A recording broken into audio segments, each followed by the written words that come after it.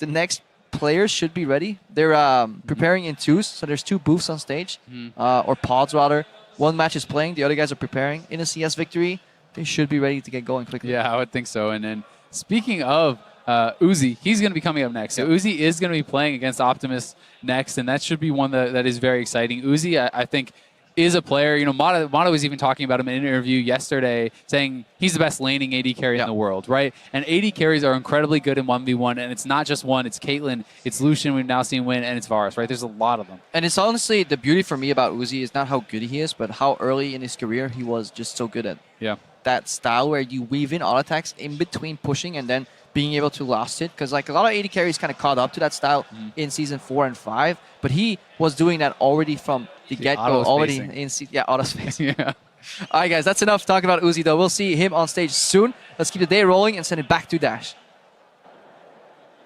On to our 4th match of the evening. Now, yesterday he put the BB to bed, but he's looking to do the same to his opponent here. Put your hands together. It's Optimus!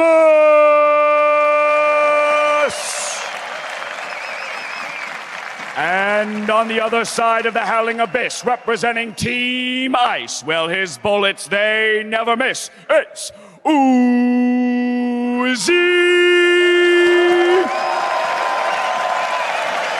Time to lock and load, gentlemen. All right, so Optimus versus Uzi. You know, you heard it. Optimus took down Bebe, or BB. I always do that. I'm so terrible. But it's actually the worst, too, because I'm a former player, and I used to get super tilted when people would say my name wrong. And now I'm that guy, and I'm just like, damn it. Screw that guy. Why? Yeah. There's a lot of players. Now you know. Now you get to see at the other side what's it like. Right? Azil? Yeah. I know exactly what you're talking about, Creepo. So, yeah. That's the problem with my name, man. Like, they find like so many unique. Either they go Creepo or they go like Crapo, and either way, like you correct them, it's still wrong. Yeah. All the Europeans would call me Azil. Zeal? Azil. Because they're used to the item. Or well, I mean, it wasn't in World of Warcraft, but it could be that. Maybe they're seeing it in the future. They were ready for the superior. Exactly. We all were. Welcome to the mothership. All right, let's see. Caitlyn, Varus being banned. Draven on the other side. So these guys do not like AD carries, it seems.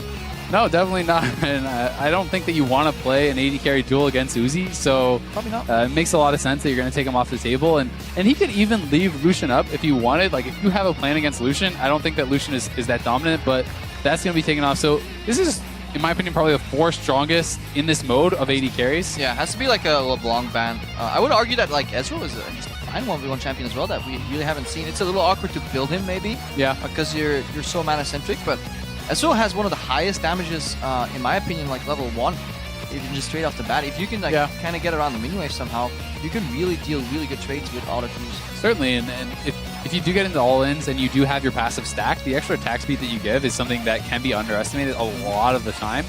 People aren't always kind of taking that in consideration, but all AD carry bans, LeBlanc, like you said, is on the table. You're playing with Uzi blind, I think you should go for the LeBlanc. The counter would actually be like a Nasus who can go for the farm.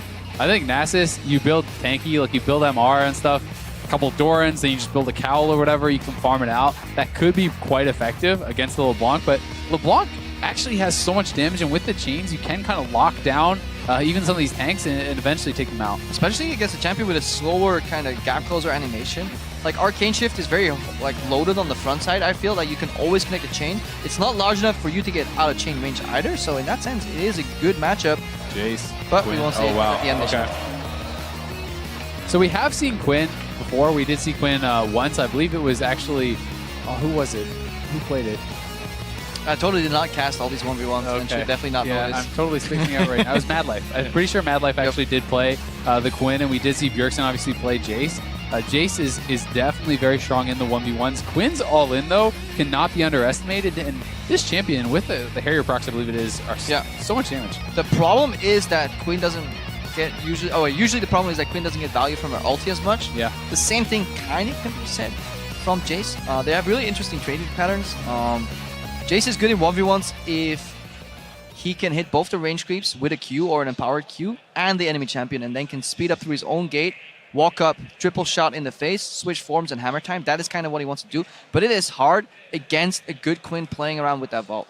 Yeah, certainly. You can actually vault the Jace Q, I believe, and stop that. So that is something that's a really unique interaction. And if you do try to go aggressive as Quinn and you try to use the vault to refresh the Harrier proc and get the extra damage, then the Jace can Q onto you free basically, and it's kind of, there's a back and forth there. Yeah, I wonder if damage. Jace E? Yeah, well, the Jace E can knock her out of it for sure, but she'll still bounce back far enough. But I wonder if the damage actually still sticks on the Q. It used to be like super flashable, but I somehow feel that even if the Quinn gets the kind of the leap off to dodge the Q landing, she'll still take a significant amount of damage. Yeah, I'm not super sure about that interaction, but either way, it is pretty interesting because you spoke about the Shock Blast, right? You spoke about hitting the back range minions and everything. And Quinn, it's kind of similar that you're dealing with, right? The Quinn Q, you can push, you can hit the range minions with that as well. And you also have to, both champions want to keep minions in between them and the other champion, but not get too close to those minions to get splashed by the abilities. Yeah, and you spoke about this kind of hybrid AD style last game where yes, you are an AD carry that can go all in, but you're focusing more on sustaining, become a bit of a bruiser. Uzi's doing something similar. Very heavy on mana regen, 1.7 in total. He has a lifesteal Quint as well built in, and he is running 18-0-12. 12 points in resolve, really going for a more sustained approach here. Yeah, I think this is really smart, and it'll be interesting to see if he is even going to go like one step past that to do what Levy did and kind of start building some armor and that kind of thing.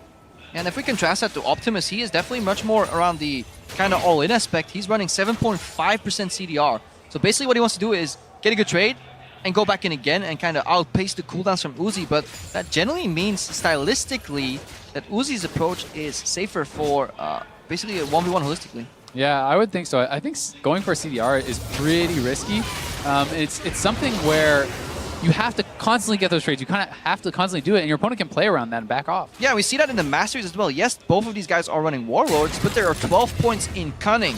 Yeah. That's the middle tree for people that actually don't know what they're called, which is basically the all-in aspect, you know, where you run things like the Green Flaughter's Gift or Merciless, which basically gives you much more execute damage. Yeah, and even I believe it's Assassin Mastery, which is the extra damage. So he has the Ignite too. So everything speaks about the fact that he wants to all in. But the problem with that is it becomes pretty choreographed. When you see your opponent is running CDR, if you click on them, you see that kind of thing. You see that, you know, he is running Green Father's Grace, all this. Yeah. You just know that you have to play a bit more defensively. And then stylistically, how do you beat that? Well, you just pressure him and you get some allies, right? And those allies are the minions. And because as Uzi, you can have more liberties when you're pushing. You can take some damage, sustain it back up, whereas Optimus, he really wants to hold himself for that one big moment. Pretty poor Q in there from Optimus, honestly, allowing Uzi to bounce back. Uzi, all he needs to do is keep his range and avoid the EQ combos around level 5. Exactly. Uzi has more sustain. He has the defensive trees. He has the lifesteal and the mana regen in the masteries. And he has, honestly, in my opinion, a much easier win condition than his opponent. And it's kind of the same sort of thing that we saw Levy force his opponent into, where Optimus is eventually probably going to come to the realization where it's like, crap, I have to all in, don't I? Oops, I didn't go. Strong trade here in between from Uzi. Gets the CS advantage. Sees a way in. Optimus, even though these styles are like nuances, these are still champions with a lot of high base damages, so that in itself is honestly the first layer of decision making. Can I hit this guy in the face? Yes, then go for it. And we've seen a continuous minion advantage here from Uzi. Yeah. Versus a champion that's generally known for pushing on Jace. 12 CS up already is pretty big. He is going to be able to close the gap a little bit, but Optimus is getting relatively low on HP. If Uzi can get there, he got the Relic! Ooh. And he gets both summoners from Optimus, which is brutal. Oh, close there, though, because if that Relic goes to Optimus, suddenly all our theory goes out of the window, and Uzi gets smashed in the head. And even though he was so confident he was getting that Relic that he did not even want to use the exhaust on maximum range the barrier, to slow Optimus.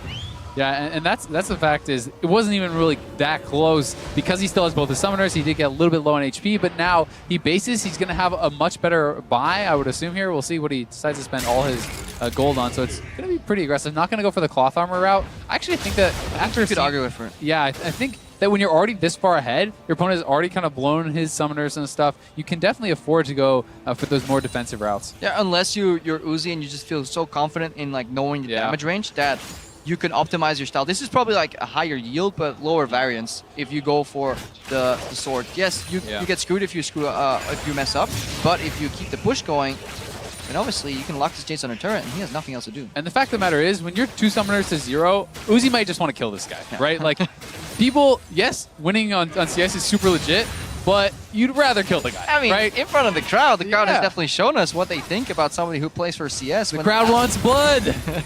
Like gladiators. Yeah, exactly. It's just like the Gladiator movie, except in this movie they don't respect the mercy of leaving your opponent alive and killing only the minions. Thumbs down every time. Thumbs down every time. Yeah, exactly.